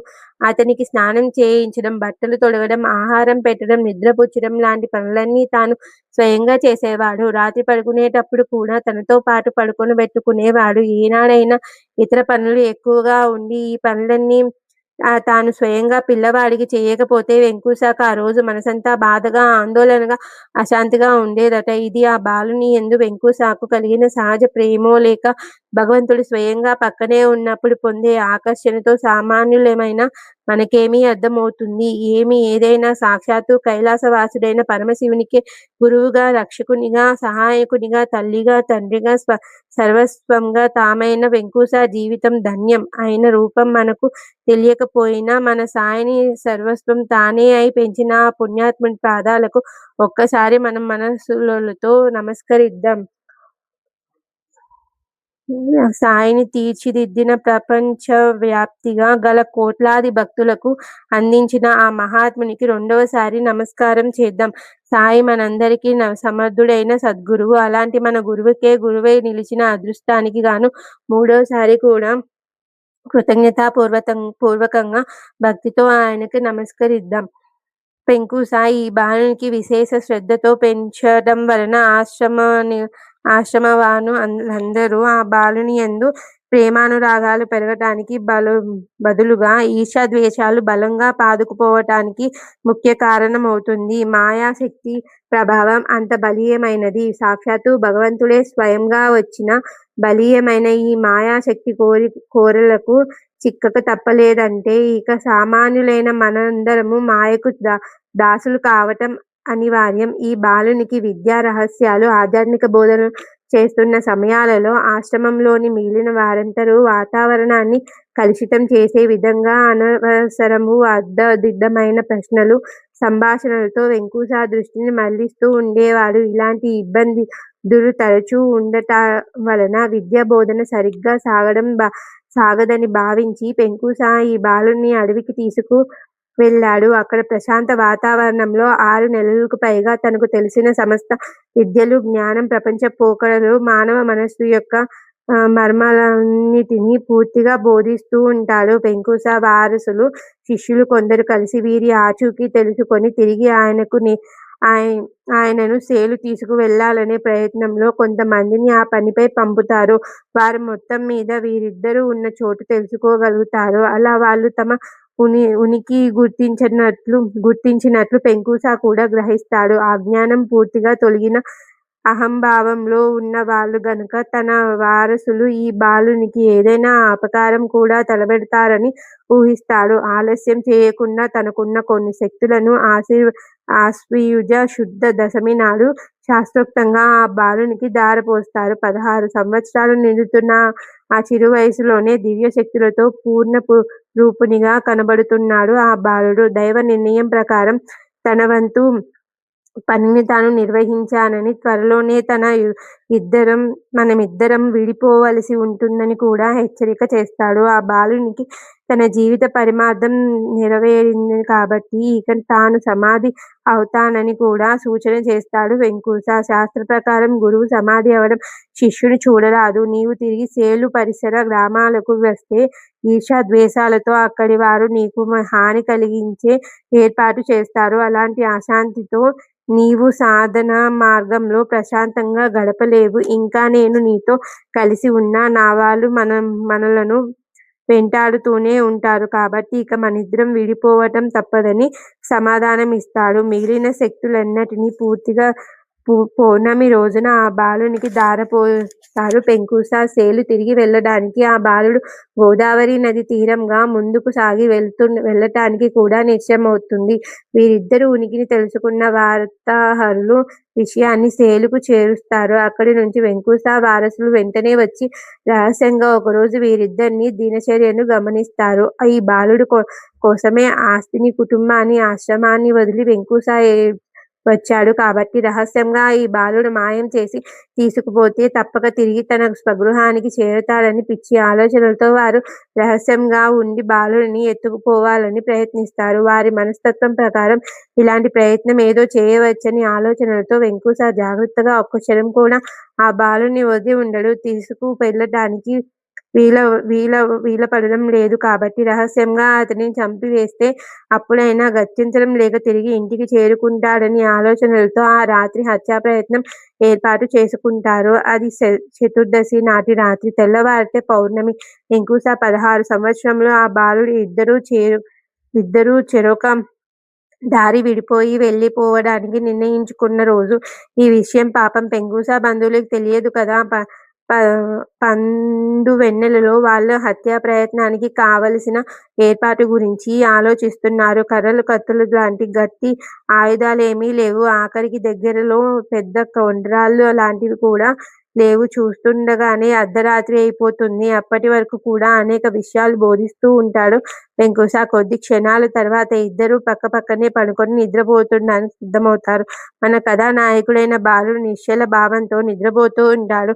వెంకూసకు నిద్ర రాదు. అంతులేని ఆలోచనలు తరంగాల్లో విహరిస్తూ ఉంటాడు. అటు హత్యా ప్రయత్నంలోని వాళ్ళలో ఒకడు ఆలస్యం చేయరాదని దగ్గరలోనే పడుతున్న బాగా కాలి గట్టిగా ఉన్న పెద్ద సైజు ఇటుక రాయిని తీసుకొని బాలుడి తలపై గట్టిగా కొట్టి ఒక్క దెబ్బతోనే ప్రాణం పోయేలా చేయాలని అడుగులు ముందుకు వేస్తుంటాడు. నిద్ర రాక ఆలోచన వ్యూహంలో నుంచి ఒక్కసారి కళ్ళు తెరుస్తాడు వెంకూస. అప్పటికే రాయి బాలుని తలపై పడటానికి సిద్ధంగా ఉన్నది. పట్టరాని ఆవేశంతో కళ్ళెర్ర చేసి ముందు తన తలను అడ్డంగా పెడతాడు. ఇటుక రాయి దెబ్బ వెంకూస నుదిటిపై బలంగా తగలటం వలన నుదురు చిట్లి రక్తం చిందరవందరగా పడుతుంది. అంతకు ముందే కాల రుద్రుడి వలె మండుతున్న కోపంతో, ఆ దెబ్బ వలన కలిగిన బాధతో మరింత ఉధృతమైన శాప వాక్యాలుగా ఆ పుణ్య పురుషుని నోటి నుంచి బయటకు వస్తాయి. ఆ మహాత్ముని వాక్కుల ప్రభావం చేత ఇటుక రాయితో కొట్టినవాడు మరుక్షణంలోనే మరణిస్తాడు. కేవలం కొన్ని క్షణాలలోనే జరిగిన ఆ సంఘటనలన్నీ నిద్ర నుంచి వెంటనే మేల్కొని ఆ బాలుడు కూడా గమనిస్తాడు. హత్యా ప్రయత్నంలో పాల్గొన్న దూరాన్నుంచి చూస్తున్న ఇంకొక ఇద్దరు ఆ కోపాగ్ని వాళ్ళు కూడా బలి కాకుండా దూరంగా పారిపోతారు. వెంకూస నుదిటిపై నుంచి కారుతున్న రక్తాన్ని ఆ పిల్లవాడు తన అంగి నుంచి గుడ్డను చింపి తడుపుతాడు. మాటలు కందని మౌన ప్రేమానురాగాలు ఆ గురు శిష్యుల మధ్య రాజ్యమేలుతూ ఉన్నాయి. మాటలు లేవు గాని మనసులు రెండూ ఏకమవుతున్నాయి. నా ప్రాణాలు పోయినా సరే నిన్ను ఈ లోకానికి గురు రూపంలో అందించి తీరుతాను. అదే నా జీవిత లక్ష్యం అన్నట్లుగా వెంకూస హృదయం తృప్తి పడుతూనే నా ప్రాణాన్ని రక్షించడం కోసం మీ ప్రాణాన్ని అడ్డుపెట్టిన గురుదేవునికి ఏమిచ్చి నేను రుణం తీర్చుకోగలనన్నట్టుగా బాలుడి హృదయం ప్రతిధ్వనిస్తుంది. ఈ విధంగా గురు శిష్యుల హృదయాలు ఏకమవుతున్నాయి. భావాలు ఏకమవుతున్నాయి. ప్రేమానురాగాలు లయమవుతున్నాయి. శరీరాలు వేరు వేరుగా ఉన్న హృదయాలు మాత్రం మాటలందని మౌనం శిఖరాలపై ఏకమై తన్మయత్వంలో ఆనంద తరంగాలలో తేలియాడుతున్నాయి. అది నిజమైన గురు శిష్యుల అనుబంధం. వీరి ప్రేమానురాగాలు తనివితీరా చూసిన ఆకాశంలోని చంద్రుడు ఈ వార్తను బహుశా సూర్యునికి చెప్పాడేమో. పాపం సూర్యుడు త్వరగా ప్రయాణమై వచ్చినట్లుగా ఉన్నాడు. తూర్పున ఎర్రని వెలుగు రేఖలు జీరలు ఆకాశంపై కనపడుతున్నాయి. అది గమనించిన వెంకుస ముందుగా అక్కడ అనుకున్న ప్రకారం తమ ప్రయాణాలు సాగించవలసిన సమయం దగ్గర పడుతున్నది. కాబట్టి ఇంక మిగిలిన కొన్ని శక్తులను ధారబోయుట కొరకు గబగబా ఇద్దరూ స్నానం చేస్తారు. దగ్గరలో ఉన్న నల్ల ఆవు పాలను పితికి సూర్యుని ఎర్రని కిరణాల మధ్యలో అతి ముఖ్యమైన తన వద్ద మిగిలిన శక్తులన్నిటినీ బాలునికి ధారపోస్తూ వెంటనే శాపగ్రస్తులై చనిపోయిన పడి ఉన్న వాడిని బ్రతికించమని ఆదేశిస్తాడు. ఆ బాలుడు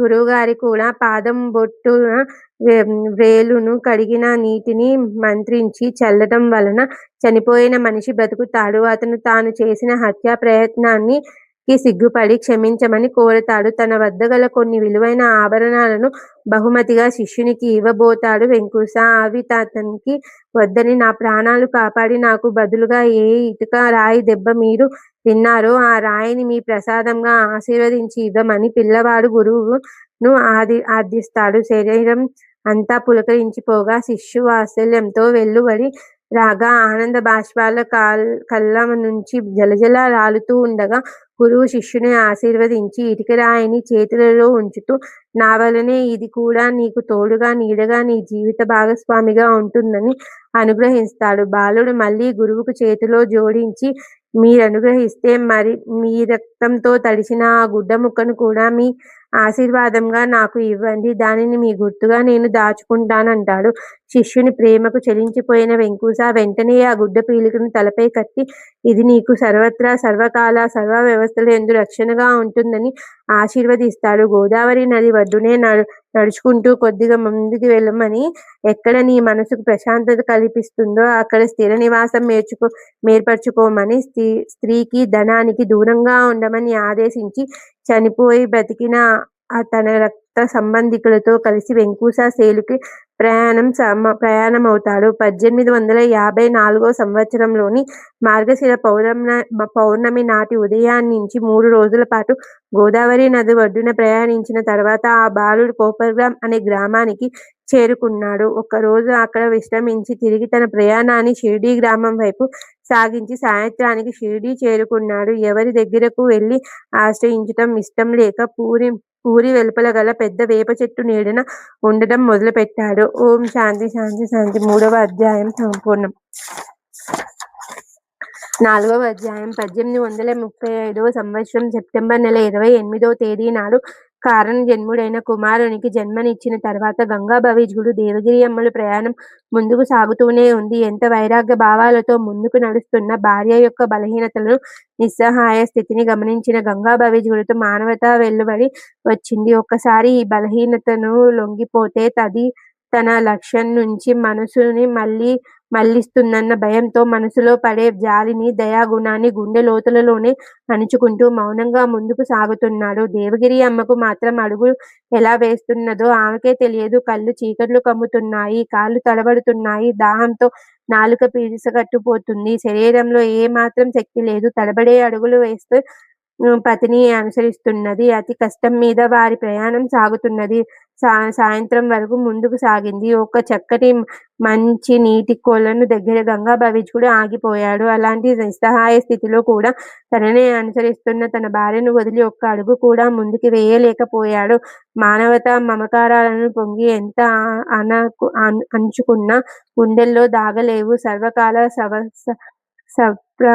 సర్వావస్థలోనూ తననే త్రికరణ శుద్ధిగా నమ్మి చరిస్తున్న భార్యను వదిలి పెడితే కైలాసవాసుడు తనకు దర్శనం కూడా ఇవ్వడని ఆయన మనసుకు అనిపించింది. వెంటనే భార్యను ప్రేమతో దగ్గరకు తీసుకుని ఆమెను సపర్యలు చేశాడు. ఆమె సేదదీరి కొద్దిసేపట్లోనే గాఢ నిద్రలోకి వెళ్ళి ఆదమరచి నిద్రపోతుంది. ఇంతలో ఒక బంజారా అటువైపుగా వెళుతూ వీరిని చూసి అది నిర్జన ప్రదేశమని, చీకటి పడితే ముందే అక్కడి నుంచి వెళ్ళకపోతే పులులు, తోడేళ్లు, క్రూర జంతువులు బారిన పడతారని హెచ్చరించి తన వెంట దూరం తీసుకెళ్లి ఆ నిర్జన ప్రదేశంలో ఉన్న ఒక కుటీరం తనదేనని, అందులో విశ్రమించమని చెప్పి లోపలికి పంపుతాడు. మరి కొంతసేపటిలో బంజారా భార్య బాలింతురాలికి కావలసిన భోజనాది తినుబండారాలను లోపలికి వచ్చి దేవగిరి అమ్మకు కొంతసేపు సపర్యలు చేసిన తర్వాత బంజారా దంపతులిద్దరూ ఈ దంపతులను కథలను శ్రద్ధగా వింటారు. ఆ తర్వాత బంజారా గంగాభవిజ్ గుడికి దేవగిరి అమ్మకు ఈ విధంగా బోధిస్తాడు. సాధారణంగా మానవ జీవితానికి లక్ష్యాలను వేద ప్రయాణంగా నిర్ణయించారు. అవి ధర్మం, అర్థం, కామం, మోక్షం. ఈ చతుర్విధ పురుషార్థాలను ప్రతి మగవాడు తన జీవితంలో సాధించవలసినది.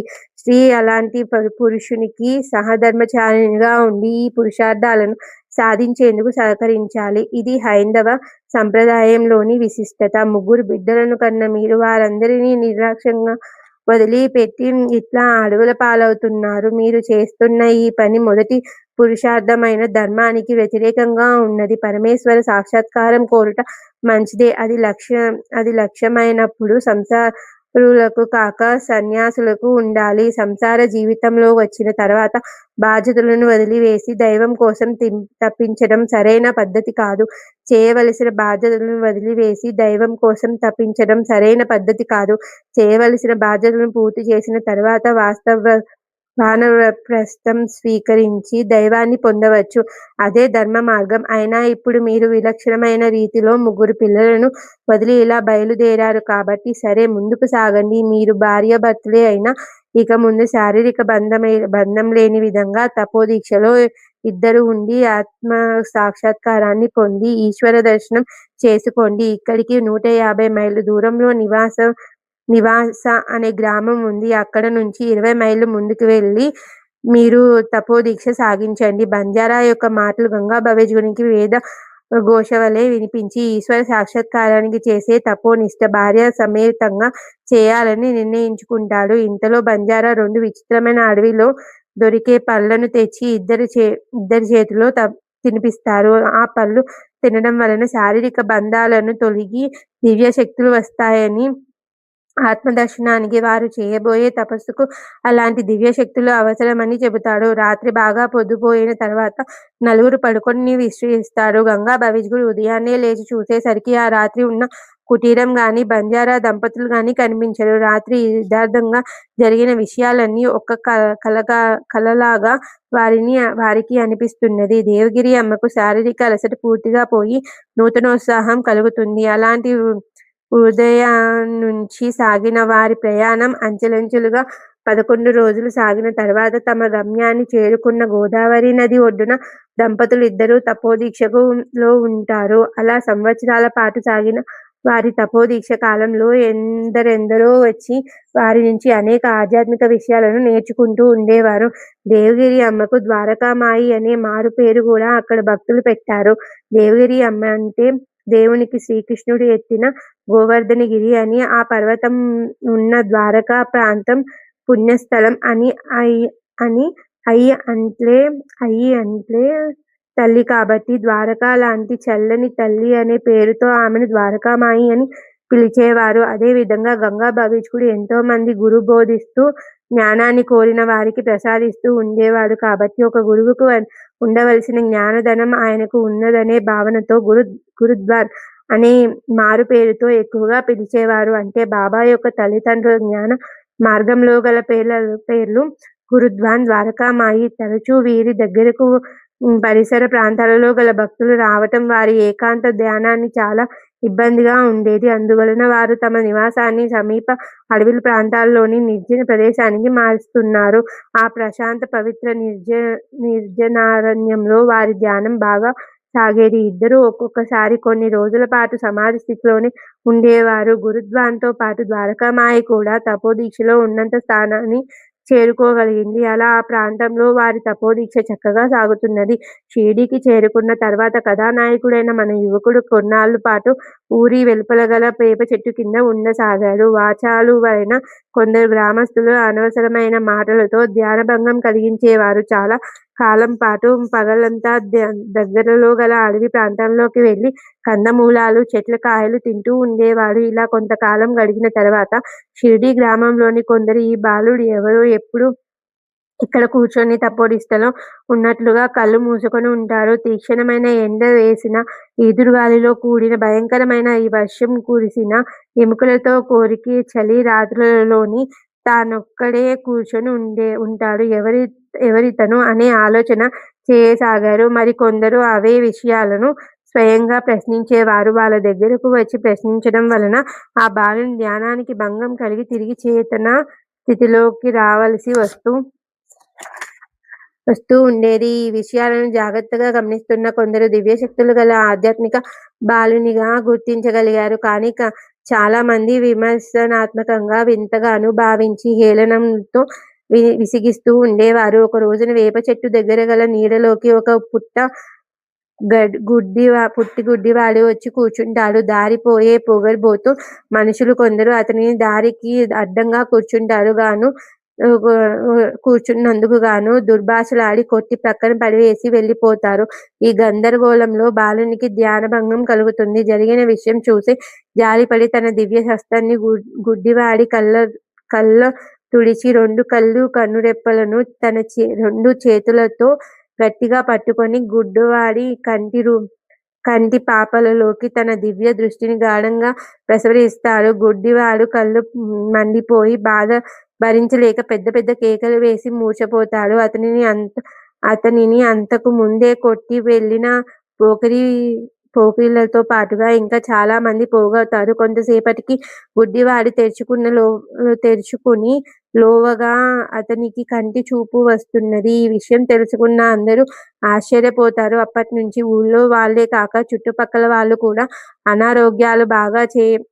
అనారోగ్యాలను బాగు చేయించుకొనుట కోసం ఆ బాలుని దగ్గరికి వస్తూ ఉండేవారు. ఈ విధంగా సుమారు 1 సంవత్సరం కాలం గడుస్తుంది.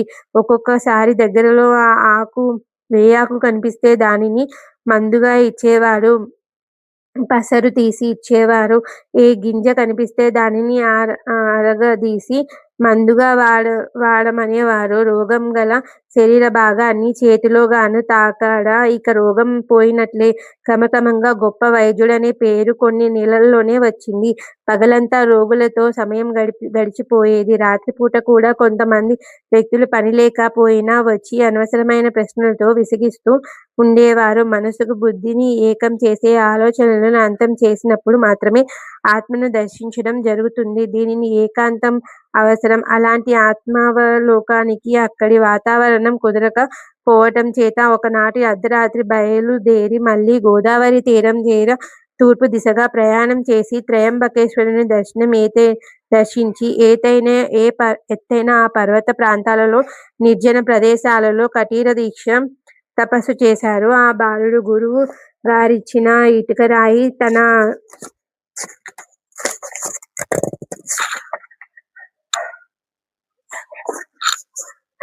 సహచరుడు గురువుగారి రక్తంతో తడిసిన తన తలనున్న ఆ గుడ్డ పీలికే తనకు శ్రీరామరక్షగా తపోదీక్ష 1 సంవత్సర కాలం సాగుతుంది. అక్కడి నుంచి తిరిగి గోదావరి నది ఒడ్డుగానే వెనక్కు తిరిగి ప్రయాణం చేసుకుంటూ కోపర్గాం మీదుగా మళ్ళీ మార్గశిర దశమి నాటికి గురువు వెంకూస ఆఖరిసారిగా వదిలివచ్చిన చోటుకు చేరుకుంటారు. 2 సంవత్సరాలు గడిచిపోయిన వలన ఆ ప్రాంతమంతా చెట్లు పెరిగి దట్టంగా వ్యాపించి ఉంటాయి. సామాన్య దృష్టికి 2 సంవత్సరాల క్రితం తన గురువు కొంతకాలం నివసించిన ప్రదేశాలను గుర్తించుట కూడా కష్టమవుతుంది. జోలెలో నుంచి ఇటుకరాయిని తీసి తలపై ఉన్న గుడ్డ ముక్కతో కట్టి మనస్ఫూర్తిగా గురువైన పెంకుసాను ప్రార్థిస్తాడు. ఒక్క క్షణంలో అక్కడి వాతావరణం అంతా 2 సంవత్సరాల క్రితం వారున్నట్టు వలె మారిపోతుంది. వెంటనే తన కోసం గురువు రక్తాన్ని చిందించిన స్థలాన్ని గుర్తిస్తాడు. అక్కడికి చేరుకొని గురువుని ప్రార్థిస్తారు. నా ప్రాణాన్ని రక్షించడం కోసం నీ రక్తాన్ని చిందించిన గురుదేవా, నీ దర్శనం నాకు కావాలని మౌనంగా ప్రార్థిస్తున్నాను. నేను సేలులో సమాధి అయిపోయాను. సమాధి నుంచి బయటకు వచ్చి నీకు దర్శనం ఇవ్వలేను. కానీ నా శక్తి ఎప్పుడూ నీ వెంటే ఉంటుందని, నిన్ను రక్షిస్తూనే ఉంటుంది అని పెంకుస మాటలు వినపడతాయి. తల్లిదండ్రులు, అన్నదమ్ములు, బంధుజనులెవ్వరూ లేని వాడిని. నాకున్నది మీరొక్కరే. నా ప్రాణాలను రక్షించిన ఈ రోజు మిమ్మల్ని నేను తప్పక దర్శించి తీరాలి. అలా మీ దర్శనం ఇవ్వనిచో నాకు ఈ జీవితమే అనవసరము. 2 సంవత్సరాల క్రితం నా ప్రాణాలు మీరు ఏ స్థలంలో ఏ ఇటుకరాయి నుంచి కాపాడారో అదే స్థలంలో అదే ఇటుకరాయితో నా ప్రాణాలను మీకు అర్పిస్తున్నానని ఇటుకరాతిని ఎత్తి నుదుటిపై బలంగా కొట్టుకుంటాడు. ఇటుకరాయిని నుదుటికి మధ్యగా పెంకుస చెయ్యి ఉంటుంది. పక్కనే పెంకుస నిలబడి దర్శనమిచ్చి ఆశీర్వదిస్తాడు. ఇంకా ఇలా అంటాడు. ఆ గురువుగారు నా యందు నీకు గల శ్రద్ధ, విశ్వాసం, పట్టుదల వలన సమాధిలో నుంచి లేచి నీ వద్దకు రావలసి వచ్చింది నాయనా. ఈనాటికి నీ గురుభక్తికి నేను మెచ్చాను. నీవు జగద్గురువవుతావు. ప్రాణం వదిలిన తర్వాత నీవు కూడా సమాధిలో నుంచి భక్తులను సమాధానపరుస్తూ ఉంటావు. ఇదే నీకు నేనిస్తున్న వరం. నీవు శివాంశ సంభూతుడవు. ఇప్పుడు నేనిచ్చిన ఈ వరం నిమిత్త మాత్రం. సమాధి అనంతరం కూడా నీవు సచేతనుడై కలి మాయ నుంచి భక్తులను రక్షిస్తూ ఉండాలనే దేవతల ఆశయంతో ముడిపడినట్లు వంటివి నా ఈ వరం. కాలకూట విషాన్ని కంఠంలో ఉంచుకున్న శివుడికి తప్ప ఈ కార్యం ఇతరులకి సాధ్యం కాదు. సమాధి నుంచి ఎలాగో లేచి వచ్చాను కాబట్టి ఇంకా 2 సంవత్సరాలు అదృశ్య రూపంలో నీ వెంట ఉంటాను. తపోనిష్ట సాగించు అని మాయమవుతాడు పెంకుస. అదే ప్రాంతంలో 2 సంవత్సరాలు తపోనిష్టలో ఉంటాడు.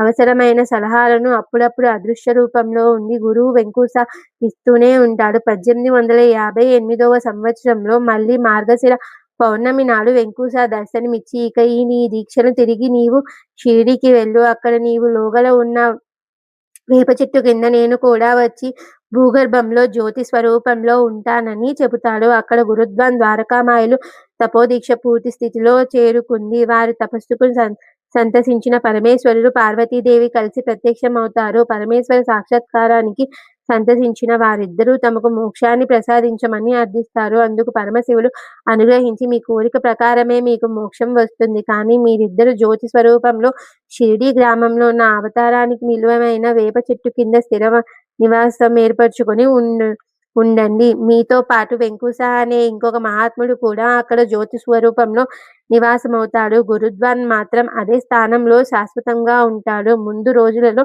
ద్వారకామాయిని ఆ పక్కనే ఒక అగ్నిహోత్రం రూపంలో పుడతాను. అలానే మరికొంత దూరంలో వెంకుస అనే మహాత్ముడు కూడా ఒక స్థానం ఏర్పాటు చేస్తాను. ఈ నా అవతారంలోని నా లీలా శరీరం అంతమైన తర్వాత మీ ఇద్దరి మధ్యలో నా భౌతిక శరీరాన్ని స్థాపితం చేస్తున్నాను. ఈ విధంగా ఈ 4 విధాలైన దివ్యశక్తులకు నిలయమైన షిరిడీ గ్రామం రాగల 500 సంవత్సరాలపై వరకు దినదిన ప్రవర్తమానం మౌతో ఆశ్రితులైన పాలిత కైలాసమై ప్రజల భక్తి, జ్ఞాన, వైరాగ్యాలను ప్రసాదిస్తూ ప్రసిద్ధి చెందుతుందని చెప్పి పరమశివుడు తన అభయమస్తాన్ని వారి వైపు ఉంచగా అందులో నుంచి దేదీప్యమానమైన కాంతి కిరణాలు 2 వెలువడి గురుద్వాన్ ద్వారకామాయిల శరీరాలలో ప్రవేశించి లోపల గల ప్రాణ శక్తిని జ్యోతి రూపంలో శిరస్సుపై గల సహస్రారం నుంచి బయటకు తీసుకువస్తాయి. ఆ జ్ఞాన జ్యోతులను అదృశ్య రూపంలో షిరిడీ గ్రామం చేరుకొని వేప చెట్టు కింద భాగంలో భూగర్భం సృష్టించుకొని మరల తపోదీక్షలోనే ఉంటాయి. అదే విధంగా సేలు సమాధి నుంచి లేచి వచ్చిన వెంకుస కూడా దైవ నిర్ణయం ప్రకారం షిరిడీ చేరుకొని అదే వేప చెట్టు కింద ఇంకొక జ్యోతి స్వరూపంలో భూగర్భంలో ఉంటాడు. అక్కడ కథానాయకుడైన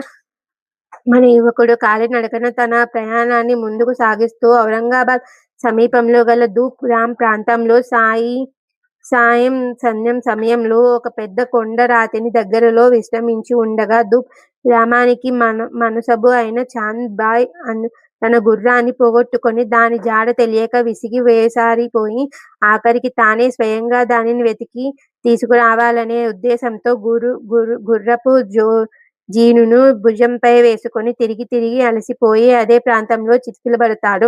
అతనిని గమనించిన మన యువకుడు, ఏం చాంద్బాయ్, గుర్రం కోసం వెతికి అలసిపోయావా అని ప్రశ్నిస్తాడు. తనను పేరు పెట్టి పిలిచిన పోయినా తన గుర్రం విషయాన్ని అడిగిన ఆ అపరిచితుడెవరా అనే కుతూహలంతో అతను మరింత దగ్గరకొచ్చి, నా పేరు, వివరాలు నీకెలా తెలుసు అని ప్రశ్నిస్తాడు. నాకు అన్నీ తెలుసు, తెలియనివి ఏ విషయమంటూ ఏదీ ఉండదు అని సమాధానమిస్తాడు. అయితే తప్పిపోయిన నా గుర్రం బిజిలీ ఎక్కడుంది? ఎప్పుడు దొరుకుతుంది? అని చెప్పమంటాడు. కుడివైపుగా కొంత దూరం వెళితే ఒక చిన్న నీటి కయ్య కయ్య ఉంటుంది. అక్కడ నీ గుర్రము పచ్చిక మేస్తూ ఉన్నది. వెళ్ళి తెచ్చుకో అంటాడు. ఇప్పుడు నేను అటునుంచే వచ్చాను. కనుచూపు మేరలో గుర్రం జాడ ఎక్కడా కనబడలేదు. మళ్ళీ అటు వెళ్ళడం అనవసరం అంటాడు. నా మాటలు వృధా పోవు. పొర్లు మాటలు కావు. విశ్వాసం ఉంచితేనే ఫలితం లభిస్తుంది. సంశయాత్మకమైన మనసుతో ఫలితం సాధించలేరు. వెళ్ళి గుర్రాన్ని తెచ్చుకోమంటాడు. కానీ చాంద్‌బాయ్ అది నమ్మలేక నిజంగానే అనిపిస్తుంది. ఇలా మాట్లాడుకునేటప్పుడు ఆ యువకుడు తన జోలిలో నుంచి చిలుంగొట్టంపై పొగాకు పొడిని బయటకు తీస్తాడు. చిలుంగొట్టంలో పొగాకు పొడిని నింపటానికి గాను నీరు కావాలి. ఆ తర్వాత దానిని వెలిగించుకోవడానికి నిప్పు కావాలి. తన చేతిలోని నటకతో ఎదురుగుండా ఉన్న నేల మీద ఒక దెబ్బ వేస్తాడు. గంగాదేవి నీటిధారగా బయటకు వస్తుంది. ఆ నీటిలో పొగాకు పొడిని తడిచేసి చిలుంగొట్టంలో నింపుకున్న తర్వాత మళ్ళీ సటకాతో అదే స్థలంలో కొడతారు. ఈసారి అగ్నిజ్వాల భూమి నుంచి పైకి లేస్తుంది. దానిని హుంకాకు వెలిగించి తాను పీల్చి చాందు పాటిల్‌ని కూడా పీల్చమంటాడు. మానవతాతీతమైన ఈ 2 విచిత్ర దృశ్యాలను చూసి ఇది కల లేక నిజమా అని ఆశ్చర్యంలో మునిగిపోయిన చాంద్‌బాయి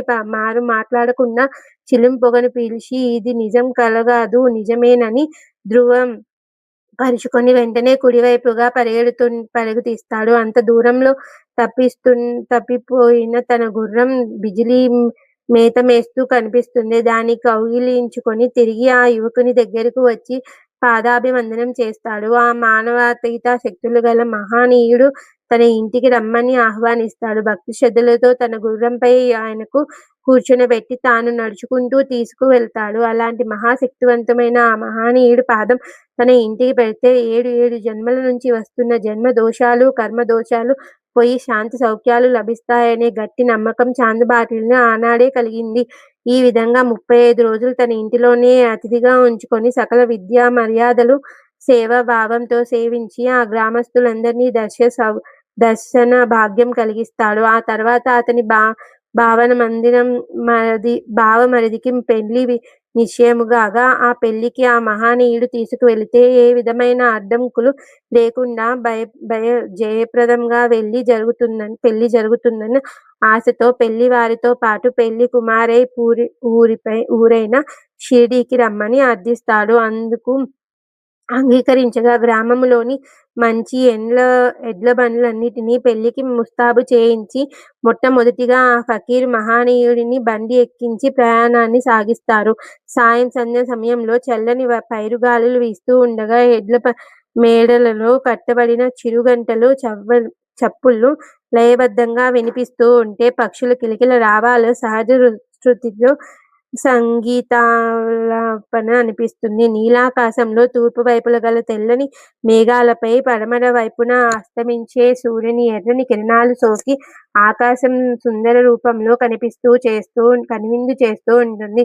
మొదటి బండిలో ముందు భాగంలో కూర్చొని ఆ మహాత్మునికి స్వాగతం పలుకుతున్నట్లుగా పశుపక్షాది బండికి అడ్డంగా అటూ ఇటూ కిలకిల రావాలు చేస్తూ ఎగురుతున్నాయి. ఎక్కడో దూరం నుంచి వినిపించే కోకిల స్వరం భగవంతుడు స్వయంగా షిరిడీలో స్థిర నివాసం ఏర్పరచుకోవడానికి వస్తున్నాడా? మానవులారా, మీరంతా త్వరగా ఆ దైవాన్ని గుర్తించండి. మాయలో పడి సామాన్య మానవుడని మోసపోకండి అని హెచ్చరిక చేస్తున్నట్లుగా ఉంటుంది. తెల్లని చంద్ర బింబం తూర్పు దిక్కుగా చీల్చుకొని బండిలో ప్రయాణం చేస్తున్న ఈ దేవాది దేవునికి వెలుగు నివ్వాలనే ఆదుర్దాతో సూర్యుడు పూర్తిగా నిష్క్రమించకుండానే వచ్చేశాడు. పెళ్లి బృందం అందరిలోనూ ఏదో తెలియని ఆనందం నిండి పొంగి పొర్లుతున్నట్లుగా ఉంది. మనసులోని శాంతి, శరీరంలోని విశ్రాంతి అందరూ అనుభవిస్తున్నారు. ప్రకృతి యావత్తూ పులకించి కైలాసానికి నుంచి దిగివచ్చిన ఈ ఆది దేవునికి స్వాగతం పలుకుతూ ఉన్న ఆ దృశ్యాన్ని స్వయంగా అనుభవించిన ఆనందించిన ఆనాటి ఆ పెళ్లి బృందంలో మనుషుల జీవితం ధన్యం. అదే విధంగా ఆయనతో పాటు సహజ జీవనాన్ని కొద్ది క్షణాలైనా సరే ఈ జన్మలోనైనా లేక మరు జన్మలోనైనా మనకు కూడా కలిగించమని ప్రార్థిస్తూ ఈ అధ్యాయాన్ని ఈ మొదటి రోజు పారాయణాన్ని ఇంతటితో ముగిద్దాము. ఓం శాంతి శాంతి చదువు 4వ అధ్యాయం సంపూర్ణం. మొదటి రోజు పారాయణం పూర్తయింది.